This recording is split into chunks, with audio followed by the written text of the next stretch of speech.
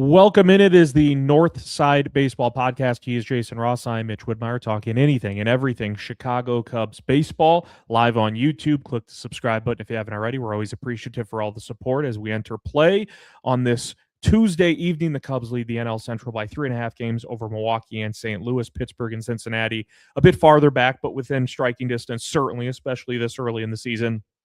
Reds, Pirates both 5 games out. But it's the Cubs who, even entering play tonight after an off day on Monday, Jason, they get to recharge the batteries. Yes, they've lost 2 in a row, but they're still 8-2 in their last 10. Things are rocking and rolling. I think if you ask most Cub fans, hey, would you take a 27-14 start? Everyone would say yes. And for those who would say no, if you said, hey, would you take a 27-14 start, but Matthew Boyd and Cade Horton would be on the shelf, Justin Steele's timeline would be pushed back, they'd say, okay, yeah, absolutely. So the Cubs still in a really, really good spot entering this week. We do have some, what I believe are some really good topics to bring up today. And I'm very curious to hear your thoughts on them, Jason. And we'll start with, he's been a favorite of mine even when he struggled mightily last year. The stuff with Ben Brown, I love the stuff. I don't think that's ever been a question with him. And we'll start with Ben Brown and sort of expectations for him now that he's going to take over as in a starting role for an undetermined period of time. And as I was saying, Jason, I don't believe the stuff has ever been the question with Ben Brown. The issues of, at least last year, they stemmed from, you brought it up multiple times last season, needing to develop another pitch. And then sort of trusting and blending and sequencing things together over the course of a game with each at bat. And it's worked splendidly out of the bullpen for him so far this year. And now due to injuries, he's going to be in the rotation. The sinker has been a buzzsaw for opposing hitters to work with. The changeup, I was looking at some of his splits on the changeup last night and then a little bit more this morning. He's really pretty much just using it against lefties, that changeup for Ben Brown. But it's been good. It's been pretty damn good. So I'm curious, Jason, your thoughts. Like, what are you expecting from Ben Brown in a starter's role for however long it may be? I'm hoping it's good. Like, you look at the numbers right now, and he's had a great season. You pull up his Savant page, and there's a lot of red, and that's a pretty rudimentary way of kind of saying that things are good, but red is good and blue is bad. And he's sitting up on high numbers on expected ERA, batted ball data, the whiffs. It's all good. A lot of that is with that sinker. I was talking to a few people off of Northside, a couple of people I've known for years, and the guy was asking me, what I thought the big difference was. And I think that sinker does really seem to make a big difference for him. He uses his fastball when he's on in that upper third part of the zone, and that curveball is the lower third, but it kind of leaves that middle area as pretty blank. You can kind of almost ignore it unless you get a fastball in that area, and then you're going to hit the living hell out of it. Because it doesn't really matter how hard you throw it in the middle third. Bad things happen to fastballs. That sinker, he tends to run it in on the hands in that middle third. So it gives you a third level of pitch for right-handed hitters. So I think that's a big part of it. And I also think that the changeup is coming around pretty good. I'll talk a little bit about a start against the Rangers. Some things I liked, one thing I didn't really love. But the thing I liked was the fastball velocity was mostly maintained. He's been sitting at around, like, out of the bullpen this year, he's been sitting at 96.6. Last year he was at 95.9. And in the game against the Rangers, where he went 4 innings, he sat over 96 miles an hour on the average fastball. And that's what you want to see. If you're looking at that 4-seam fastball, it was 96.3. So that's maintaining that value. It's maintaining that velocity in that good area. The one thing that I wasn't super enthused about, just kind of looking at his pitch location, his location on against the Rangers was less than ideal. I think the Rangers probably could have taken advantage a little bit of that. He got that 4-seam fastball in that lower third far too often instead of being in that upper third. And that's a fastball he wants to ride up to confuse hitters on the curveball, right? You want to throw that fastball up so that when people see that death ball, that curveball, that knuckle curve that he throws, it looks like it's going to be a high fastball and then it's going to dive off the plate. So if he's throwing that fastball in that lower third, one, that's in a bad place for swing and launch angle. Guys are going to hit lower pitches, lower fastballs significantly. better because it's just in a better hitting window for them with that launch angle.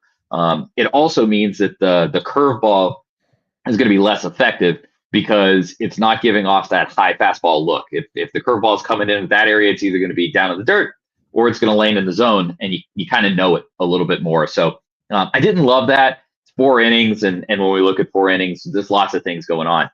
The one positive, just to kind of piggyback off of what you said, was that curveball. It threw it 4 times. This isn't a pitch that we're ever going to expect him to throw it a ton, but it was 9% of his pitches, and that's up. He normally sits at that about 5%, 6%. See him be a little bit more confident with the changeup is a good thing. And he got 2 whiffs of the 4 times he threw it.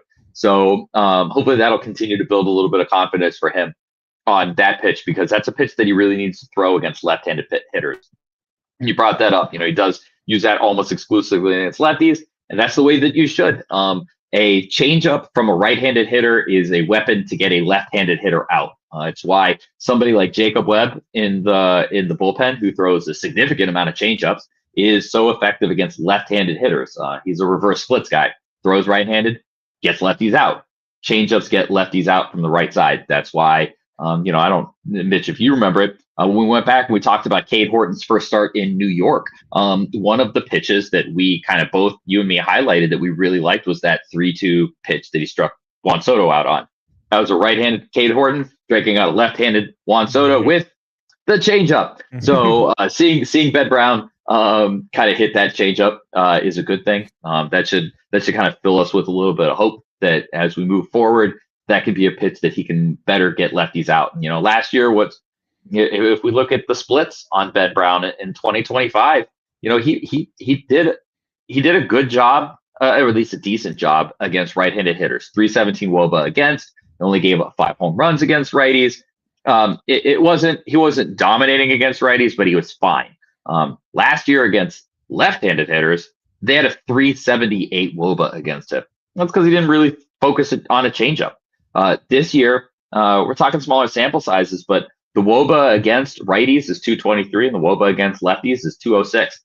He's limiting them more. He doesn't have to throw a lot of changeups. It just has to be an effective enough pitch that a left-handed hitter has to guard against it a little bit.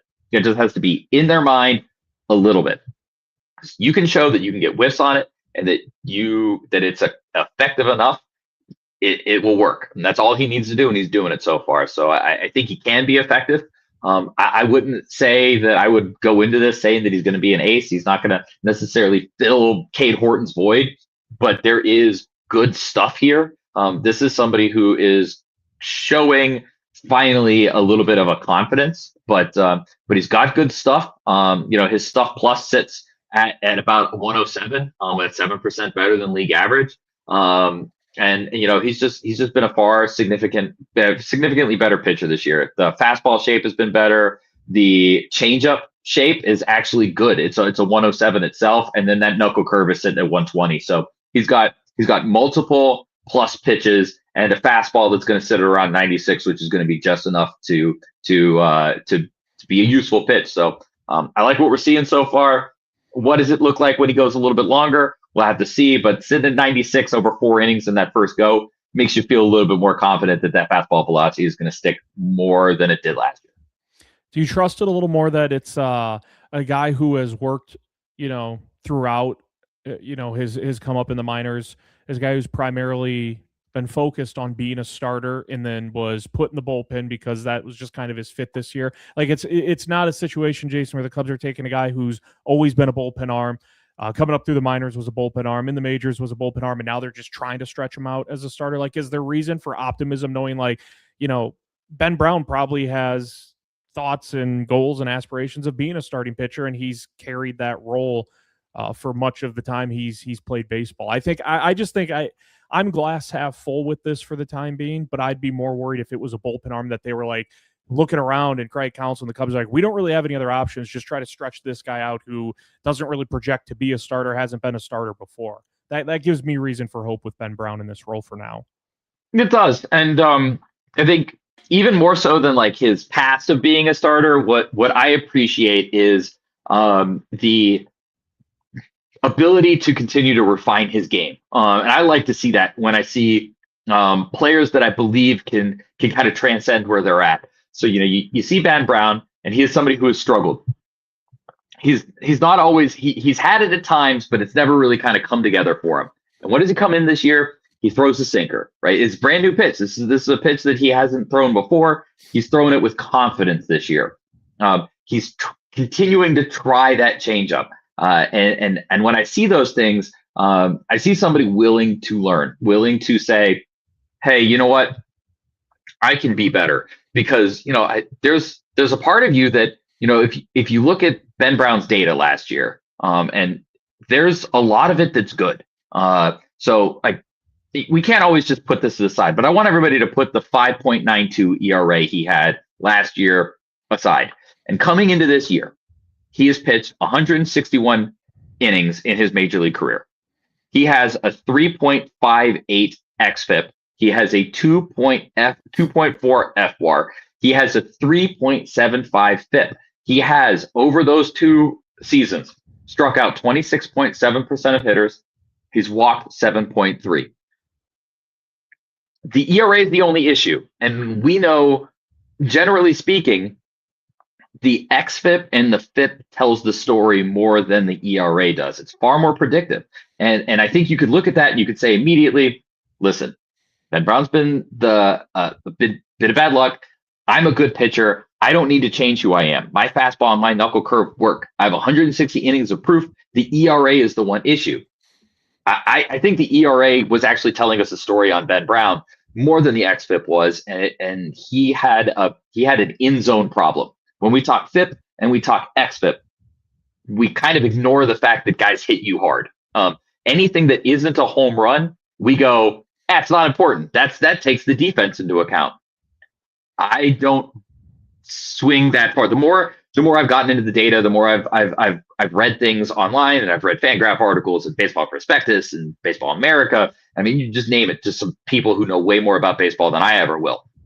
The one thing that I've kind of come to the realization is that while we don't want to ding a pitcher for what their defense does or does not do for them, they do control contact quality, and that's important. It's one of the reasons why I've talked about FIP beaters before. Kyle Hendricks was so good because he limited hard contact. When Kyle Hendricks pitched, he stopped you from hitting the ball hard. He forced you to hit the ball on the ground. And that wasn't an accident. He did that on purpose. He did that with sinkers. He did that with changeups. He attacked you, and he got you to limit your own hard contact. And one of the things Ben Brown wasn't doing was limiting hard contact. Guys were barreling him significantly. And we can see that over those 2 times, he had an 11.3% barrel rate.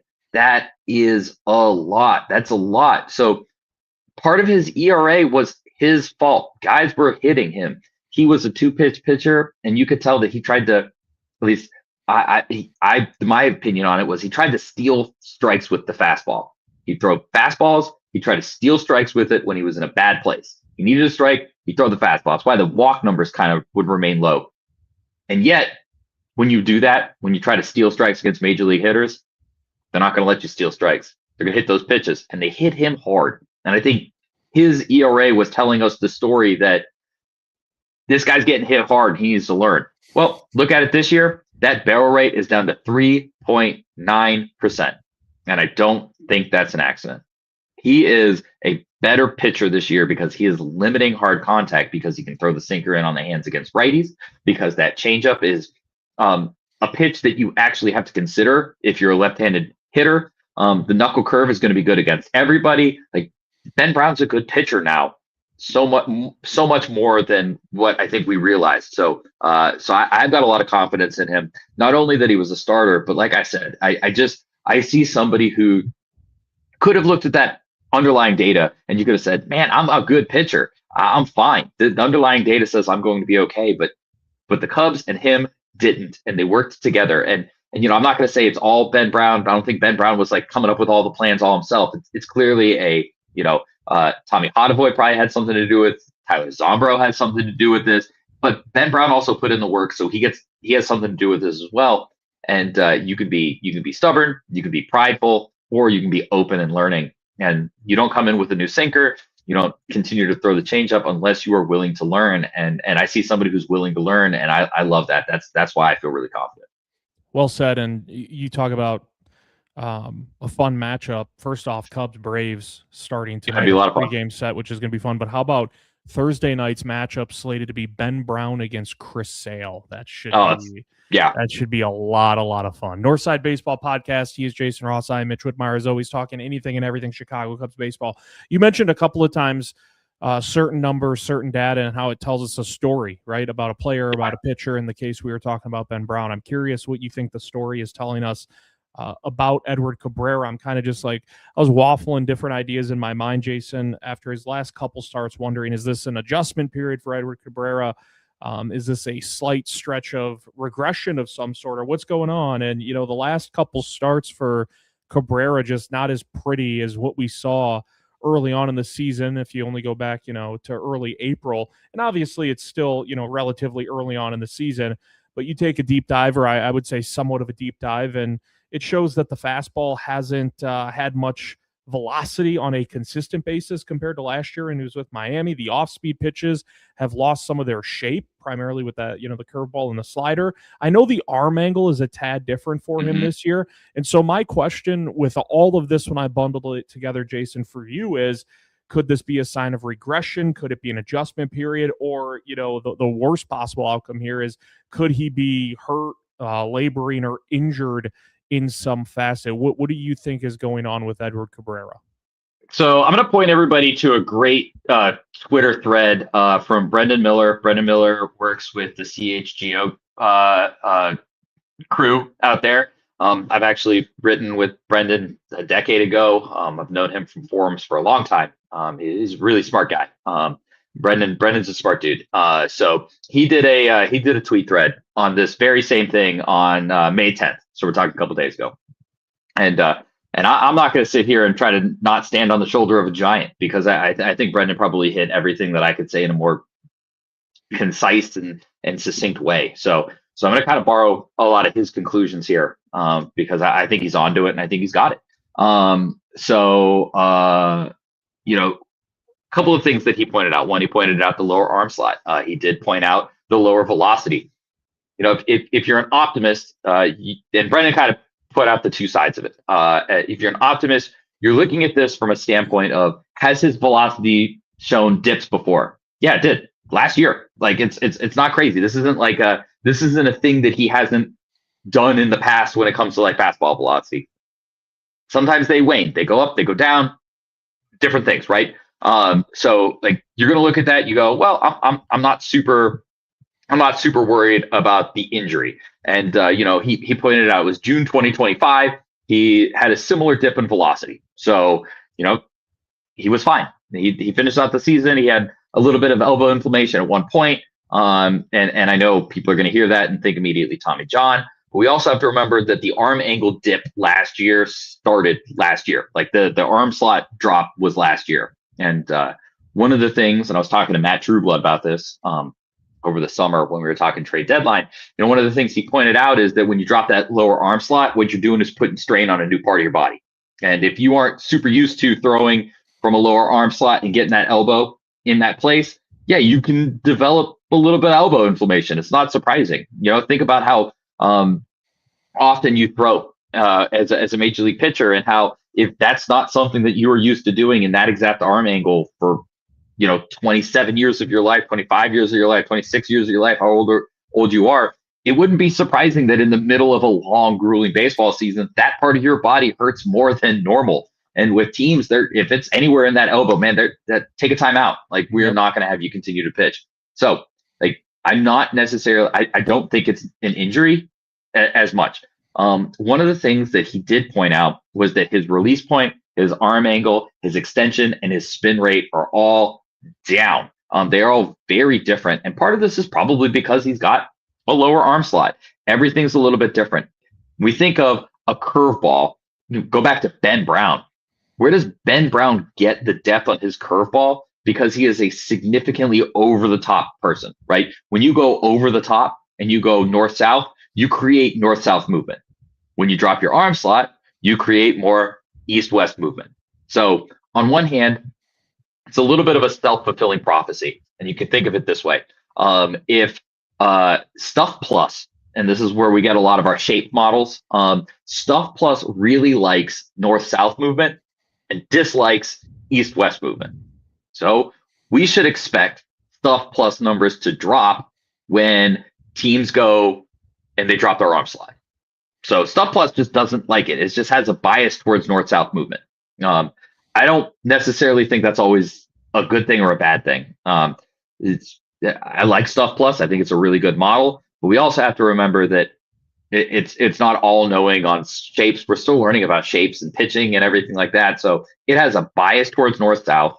So we should probably expect a little bit of a Stuff Plus drop. Not necessarily that it's a bad thing, because I don't know if it's necessarily capturing east-west movement as well as it probably should. However, the spin rate on the curveball's dropped, and that should make sense. He's not getting on top of it as much. He's coming to a lower arm slot. That curveball's just not going to be as good. Where does that lead us to? And I kind of agree with Brendan on this. I think we got to be in a wait and see situation. My guess is that the Cubs are tweaking something. There is, we look at Cubs pitchers and we look at Tyler Zombro.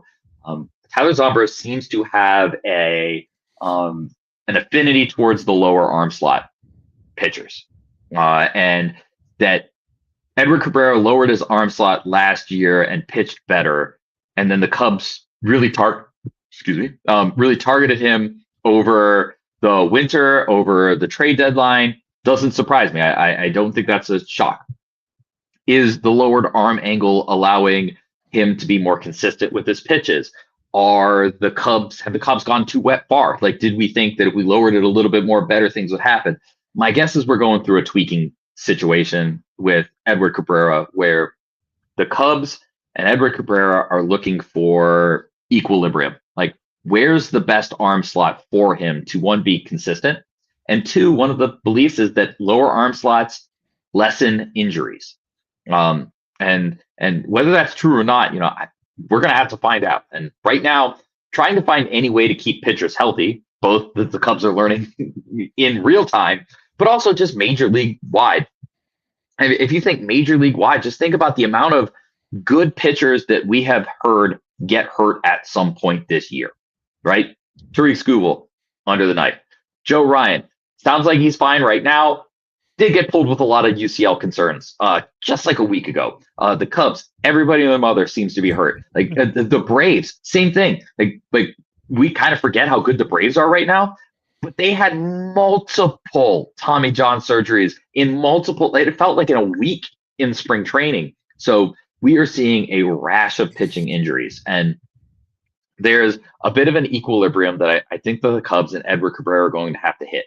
Like, where is that arm slot where you both lessen injury, but also keep him to be a consistently good pitcher? And I think we're looking at it in real time as the Cubs attempt to figure this out.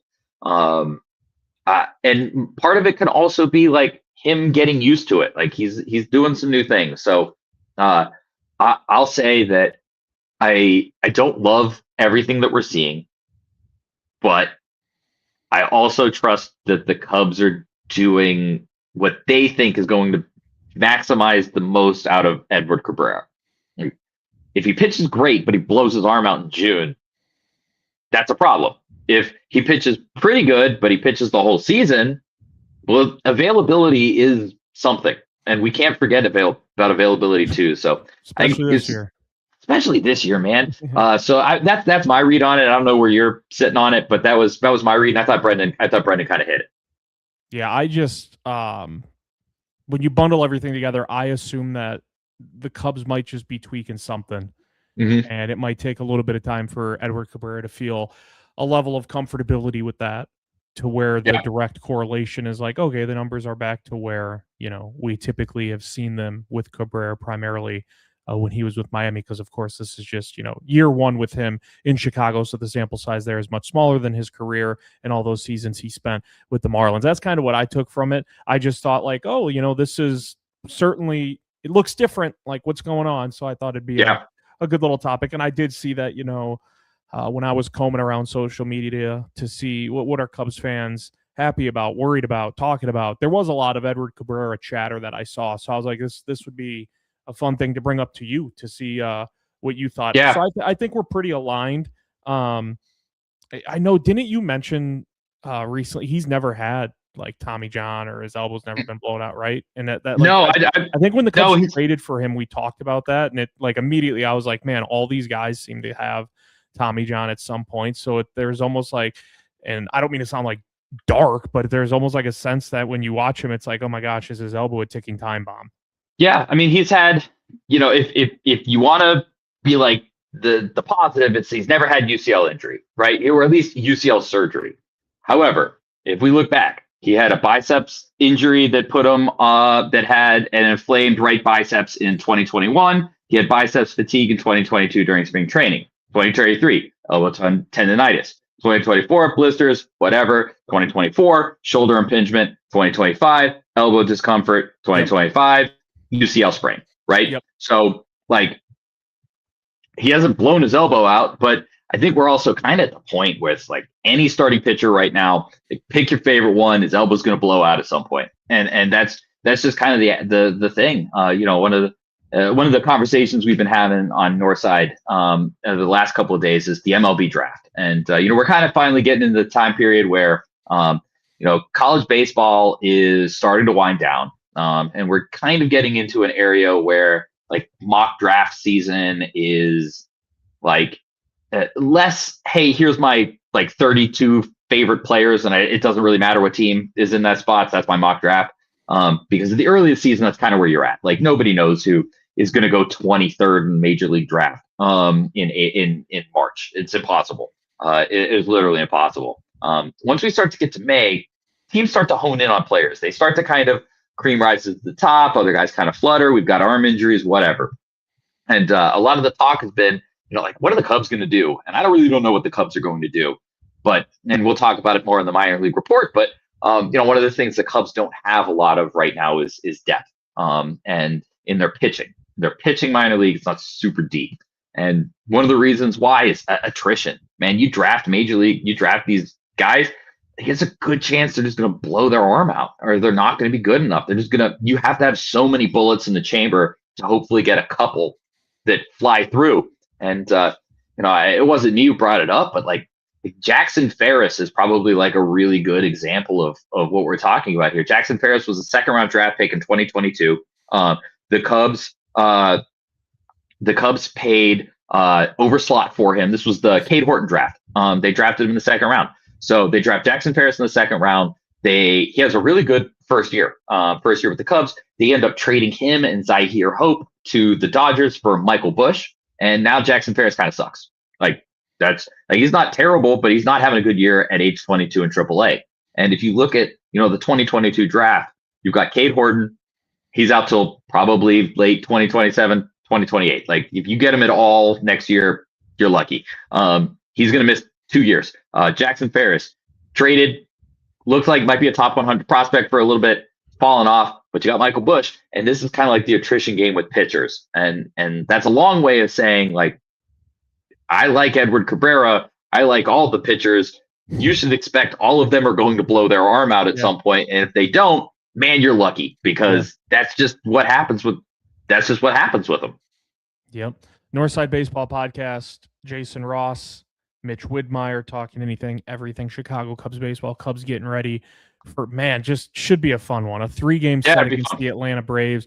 If I'm not mistaken, it's I think the Braves have the best record. Don't quote me on that. I think the Braves have the best record in baseball, and the Cubs are like third. They're like a half game behind Tampa Bay of all teams. I believe that's going to drive me nuts if I don't look it up. So Tampa's 27-13, Cubs are 27-4. Yeah, Braves have the best record in baseball. Tampa is second, Cubs are third. So yeah, you're talking about, and the Cubs are, only a game worse than Atlanta at the moment. Yeah. You're talking about two teams cream of the crop right now. And I know in a national league where everyone wants to talk Dodgers, the Dodgers certainly are going to be there come October, right? Barring something crazy happening. But right now, a lot of the talk, and rightfully so, is about the Atlanta Braves and the Chicago Cubs and what they're doing in the National League in the first month and a half of the season. And now they will butt heads for 3 games in Atlanta, which should be fun. Minor League Report, our only segment that we do every single week, every single episode, once the minor league seasons get into full swing. So as always, Jason, the floor is yours to take over the Minor League Report. Cool. We'll do a traditional rundown. I've done a little individual reports. We'll do a full rundown this time. So I'll start off with our pitching. Few names we should probably mention. Jackson Wiggins is our big one. He's been out with elbow injury for a while now. In a bad time because everybody's got their elbow hurt. He did throw a bullpen over the weekend, or at least reportedly did, which is a good thing. Nothing negative about it. I haven't seen anything online that suggests that it didn't go good. My guess is if we don't hear too much about it over the next few days, that he's going to pop up in Arizona and start throwing in the Complex League. That's underway. The Complex League is where kind of your youngest players go. They'll probably let him rehab it out there for a little bit and then make his way to Iowa eventually. So that's good. We like to hear Jackson Wiggins on the mend and coming back. So, don't get too excited about it yet. Brandon Birdsell last year, injured, came back for a little bit, UCL injury. So that's just the way these kinds of things go. But it feels like we're trending in a positive way there. Brooks Capel is another player that we should probably talk a little bit more about. I think he's a helium player right now. He looks like he could be a major league starting pitcher. Brooks Capel just got promoted to Double-A, which is a good thing. He is a little bit older, but he is going to be 24 in the next couple of months, so he's not super old either. 6'6", 230. He's a big guy. He was a 9th round pick, so we're talking about somebody out of Lamar who was not a big time prospect, but he's had a big time year so far. He was cruising in high A, which is good. His strikeout rate this year is way up. I've heard good things about the fastball velocity sitting around 95. He had his first start in Tennessee, or Knoxville now, I guess as they're called. And while it wasn't perfect, he did go 3 2/3 innings. He gave up no runs. He struck out 6, walked 2. So that's a really good start for Brooks out in Knoxville. He's a name to circle. I wouldn't get overly giddy and think that the Cubs have some sort of ace, or that Brooks is coming up to the major league level and saving anybody this year.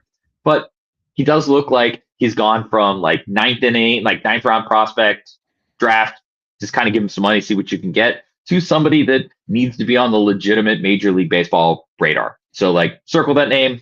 That's somebody that I've got kind of rising on my boards.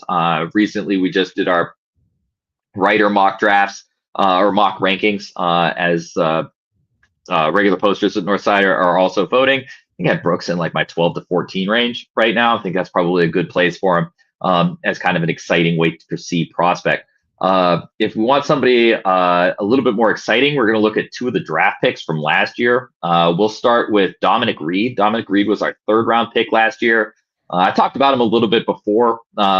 Pitch mix wise, he kind of really was comparative to Tyler Bremner, who went 1-1 to the Angels.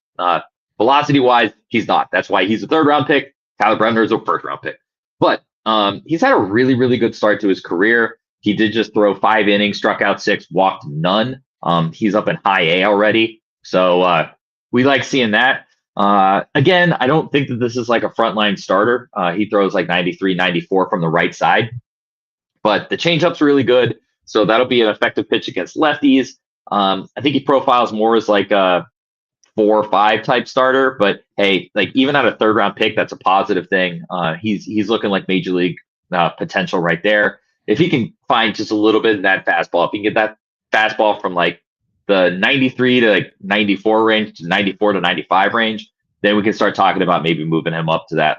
Maybe he's a 3 type of a range, but that's good. And then if you want to be really, really, really excited, the name Caleb Wing is the name that you're going to circle, and you're going to say this is the best pitcher that the Cubs have had as a prep pitcher. So that's a high school pitcher. He was 4th round pick last year. I want to double check to make sure for a fact he was the 4th rounder. He's either the 4th or the 5th. Nailed it. 4th round pick. He was 4th round pick last year. He was a big overslot. Cubs signed him to $1.5 million. That's way overslot for 4. That was their 3rd highest overslot bonus that they threw out last year. He is a 19-year-old kid who has only been pitching for a short amount of his career, 20 months. He hasn't really even been pitching full time for 2 years. Cubs drafted him. fastball velocity at the time was sitting at the 92 to 94 range. Maybe he flashed 95. This is a report from Brian Smith. Brian Smith, if anybody prospect nerd out there, he's written a lot for Bleacher Nation. He's as good as they come. This is a guy that you want to listen to. So Brian Smith let us know his fastball is sitting up to 95 miles an hour with, and I quote, elite ride. When we're talking about ride, that's the IVB, inverted break, or another way of saying he just beats gravity. Instead of falling, it doesn't. That's what makes Soto's fastball so good. It rides over bats in the upper third. You think it's going to fall a little bit, and it doesn't. So he's got a fastball that sits 95 with elite ride. That is a pitch that belongs in the upper third, and that is a pitch that attacks launch angle. That's a really good sign from a fastball. If he can get that fastball up even more, that's a good thing. And according to Brian Smith, there are some in the organization who believes this is a pitch that can get to 100 miles per hour. He's at 95 right now. So like we've got a ways to go. He's not 100 today. But even if he doesn't get to 100, you shoot for the moon, you land for the stars. If he's sitting at 97, if he can find 2 more miles an hour on that pitch, that is a 70 grade fastball with elite ride, if that's true. If that fastball sticks at that elite ride and gets to 97, you've got a plus fastball right there. And that's a great start. Even better, his changeup. This is a pitch that you do not normally hear young pitchers succeeding with. Changeups are not pitches that prep pitchers usually come to your organization with, nor are they pitches that a lot of college pitchers are going to come to your organization with. In his last start, he threw 14 changeups. This is a pitch that Ben Brown, 26 years old, still hasn't really mastered. He threw 4 of them. Remember, we were excited that Ben Brown threw 4 changeups at the age of 26, and he's throwing 160 major league innings.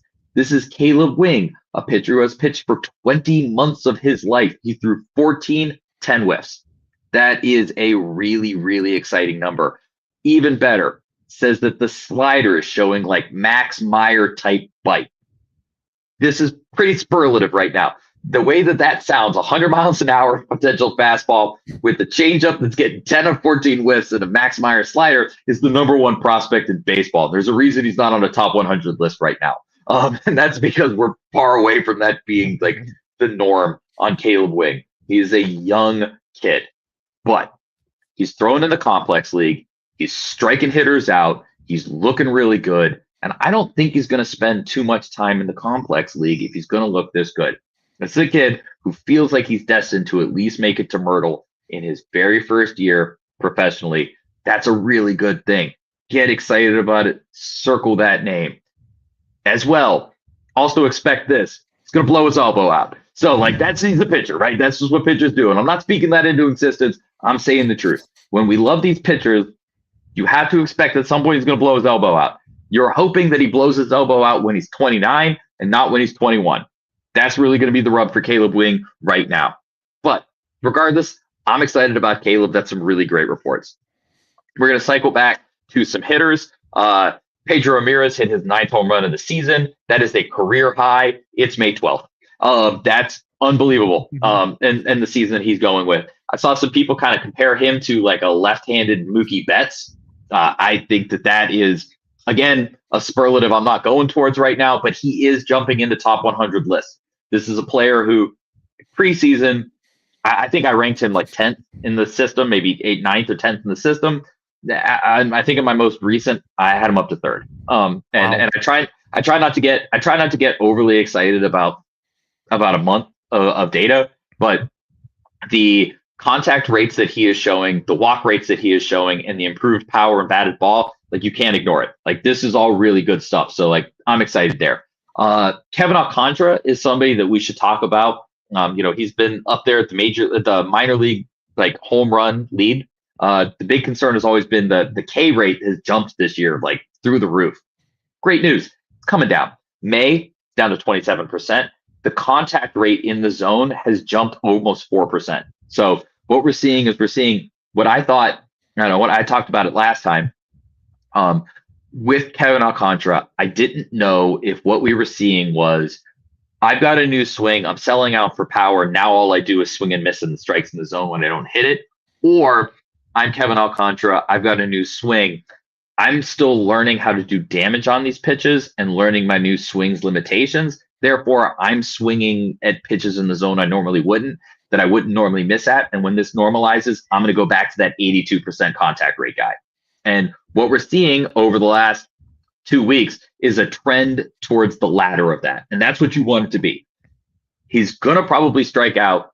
That's okay. He's a tall guy. He's got long levers. That's okay. If he strikes out 28% of the time, but he plays Gold Glove defense in right field, potential Gold Glove defense in right field, he hits 30 home runs and he adds base running, that's a really good baseball player. So I like seeing that. I'm going to bring it down a little bit because I don't want anybody to say that all I'm talking about is positives.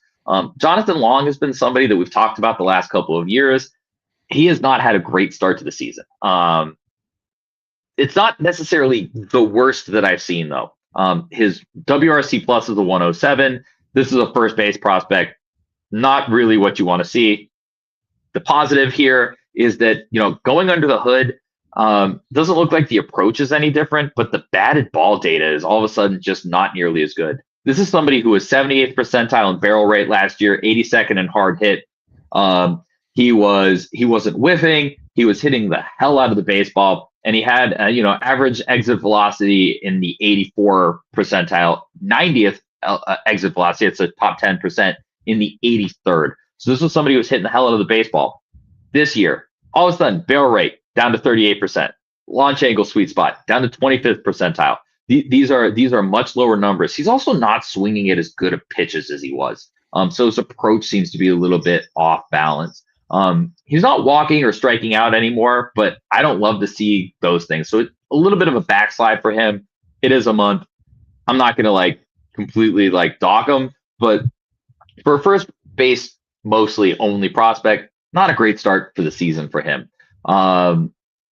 Moving on, we'll go down the levels a little bit. Owen Ayers is probably a name we should be talking a little bit more about. Owen Ayers was the AFL hero. He showed up to the Arizona Fall League last year at 24 and had a huge showing out there.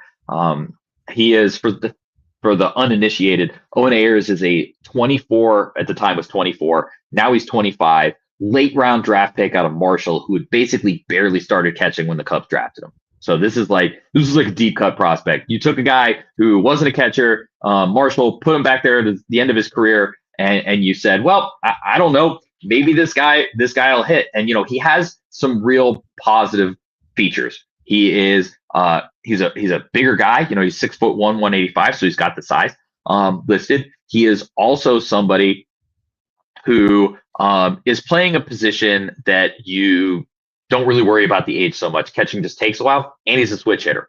You add all of these things up, and you go, okay, I'll take a gamble on this guy. And the Cubs did in a 19th round pick in 2024. Yeah, that's a free lottery ticket.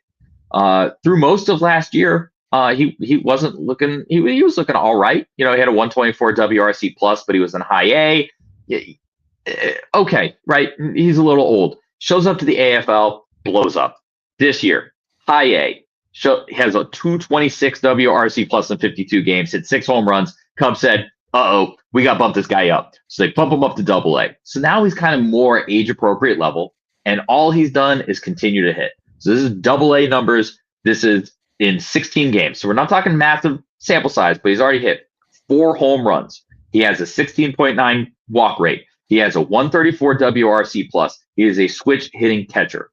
Few down parts. The strikeout rate has jumped to about 27.7. So he's striking out a little bit more.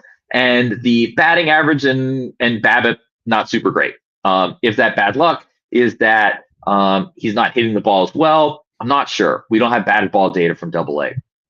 Regardless, this is a deep cut prospect that has gone from deep cut to, I had him on my top 20 on the back end. He is somebody who is flashing major league potential here. So we're seeing some major league potential.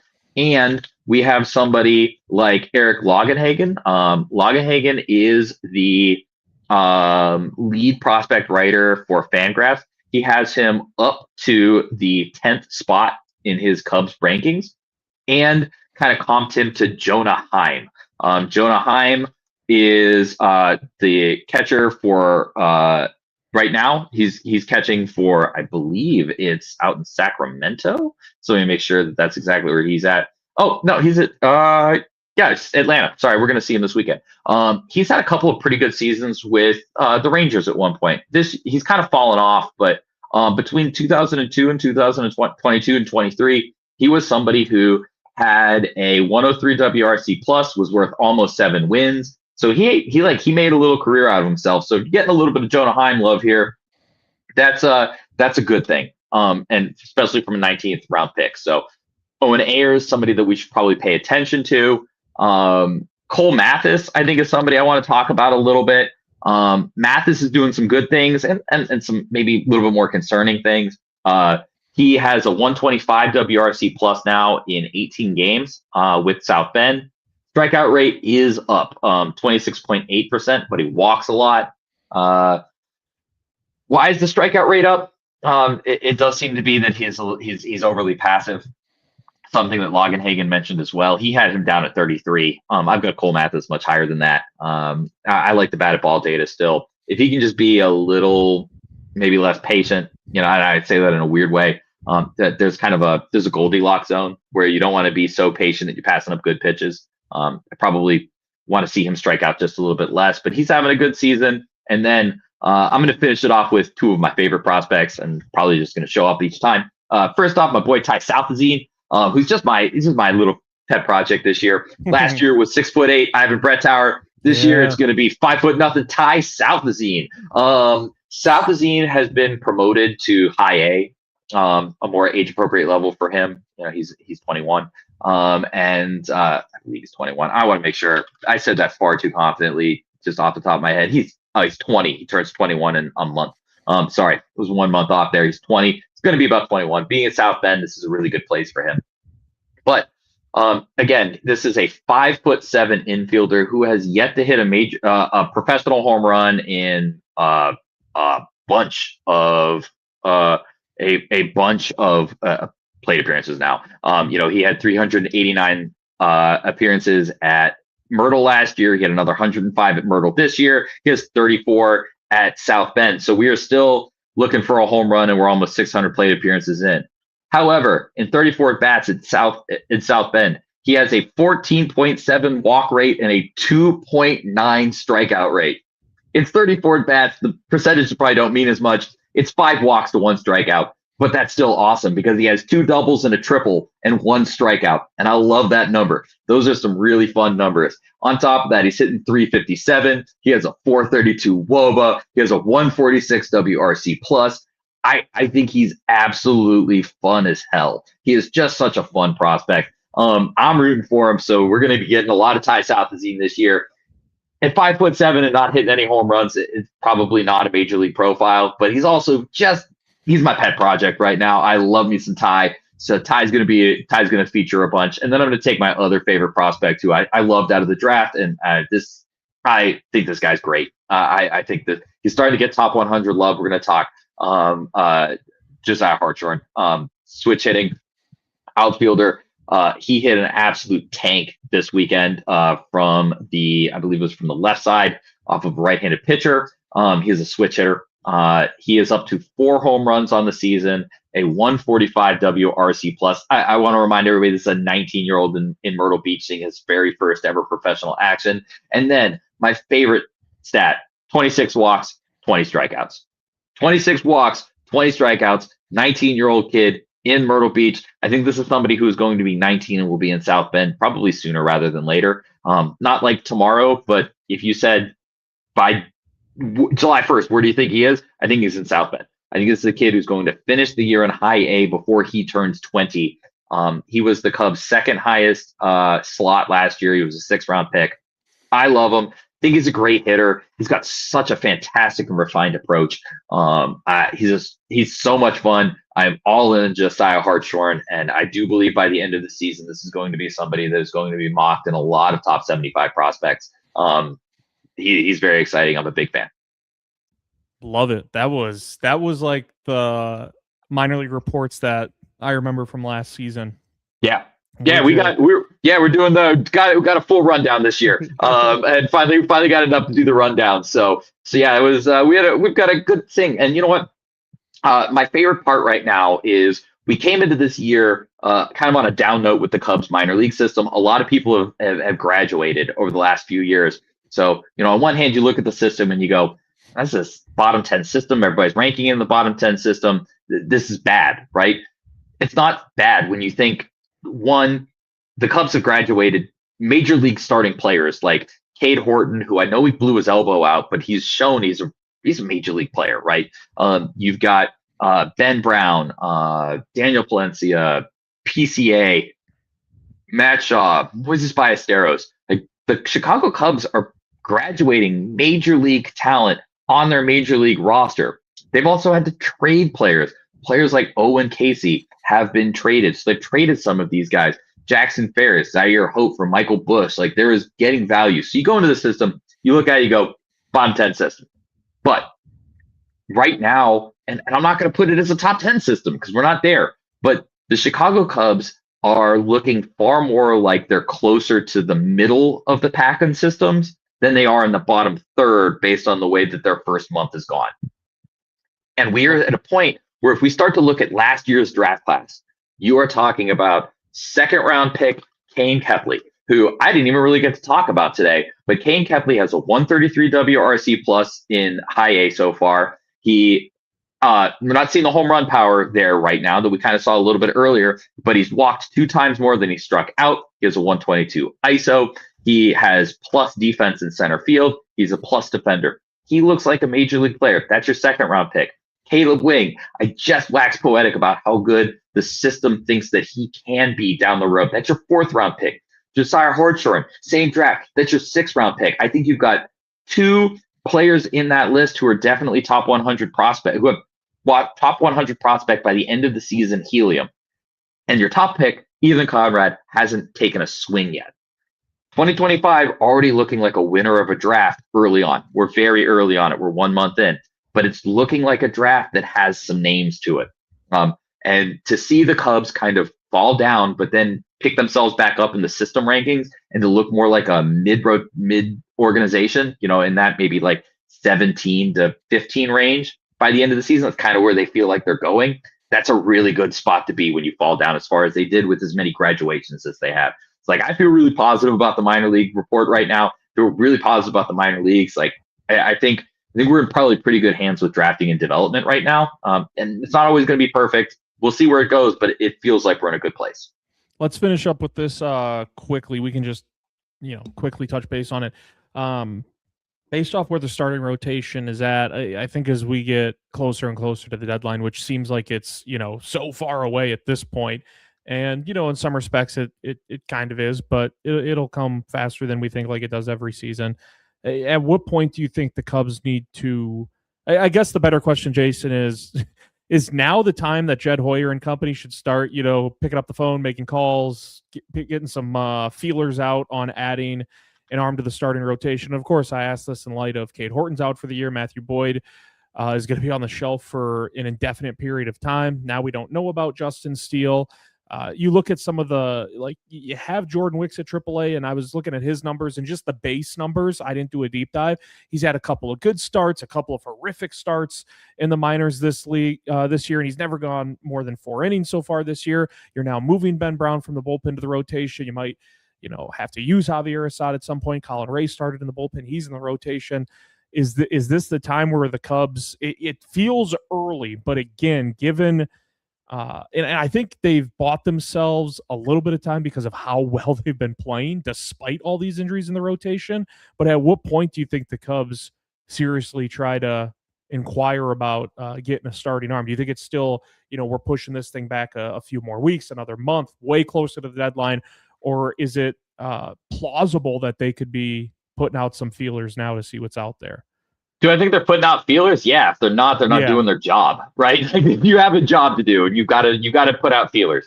At the same time, I think we've seen how the trade deadline works in the expanded playoff era. And like, if you think the starting pitching prices are coming down, and if you think teams are going to be more likely to give up, Well, then I got a bridge to sell you because it's not going to happen. Like this is the world that we live in right now with as many teams who can make the playoffs.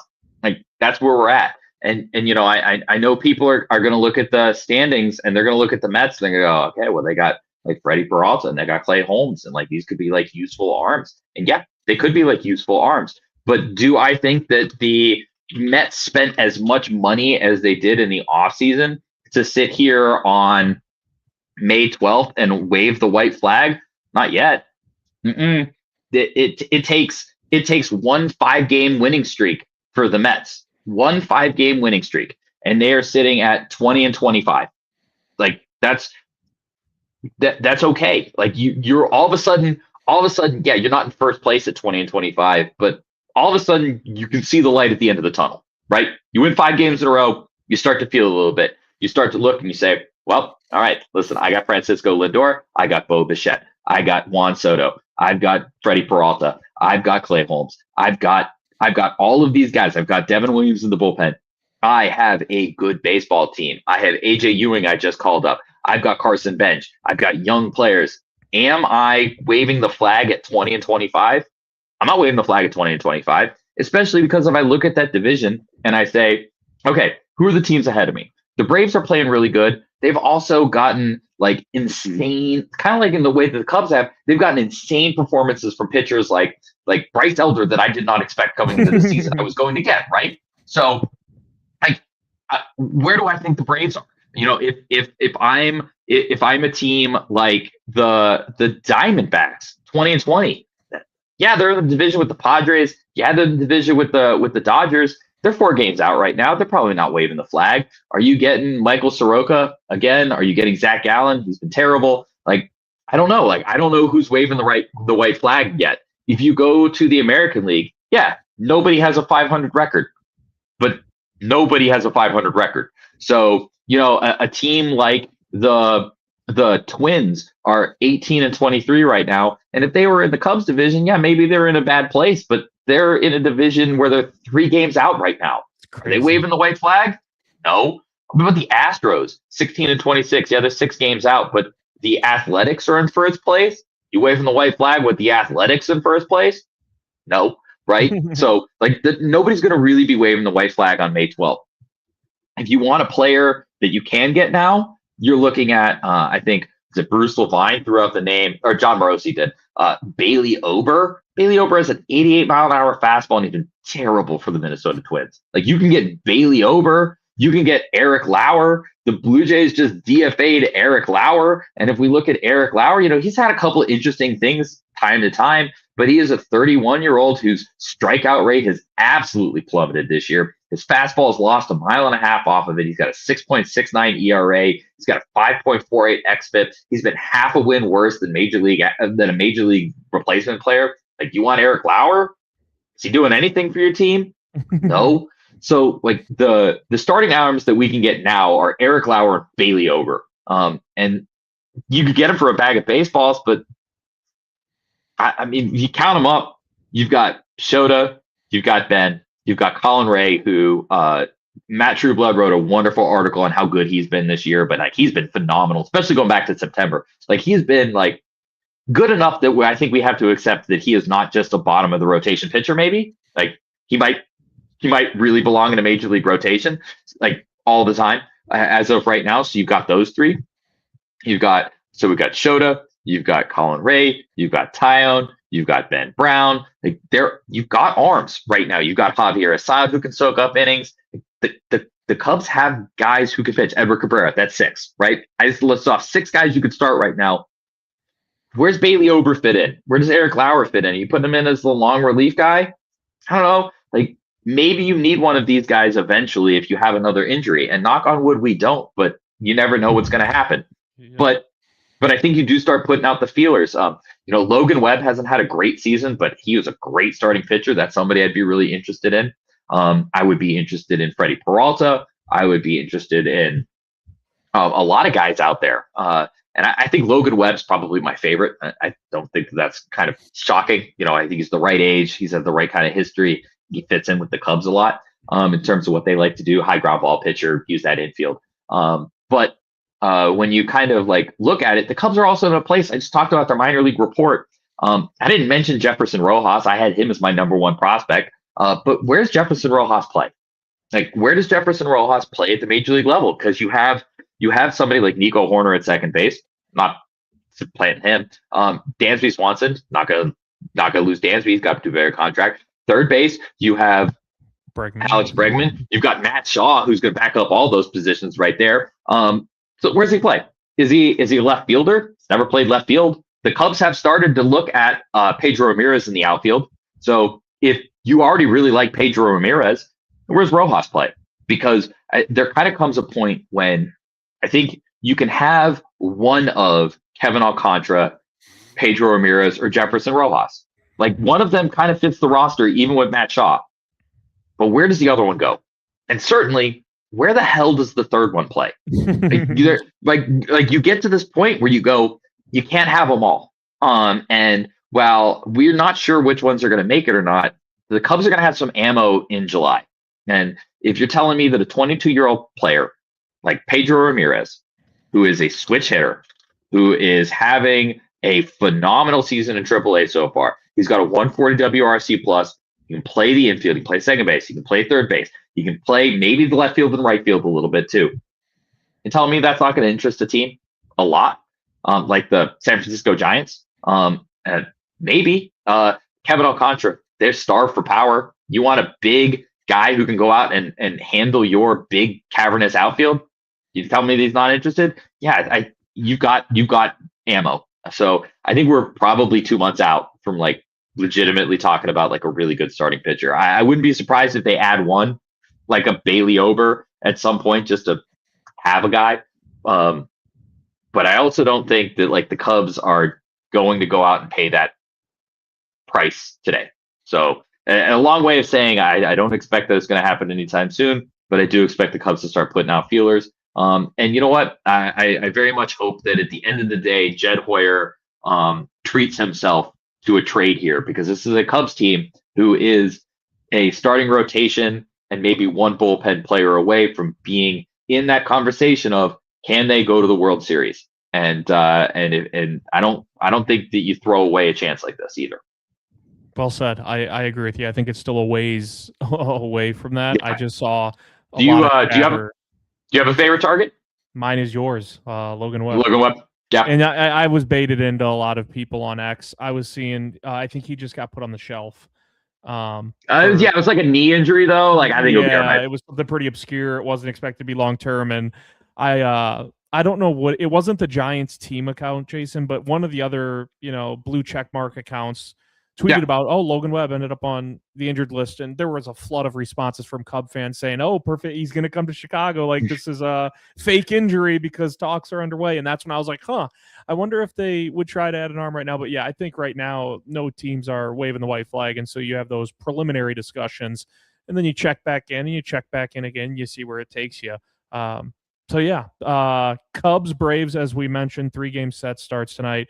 Colin Ray against Grant Holmes, a 6:15 first pitch for all 3 games. This has been another edition of the Northside Baseball Podcast. He is Jason Ross. I am Mitch Widmeyer. We will see you next week.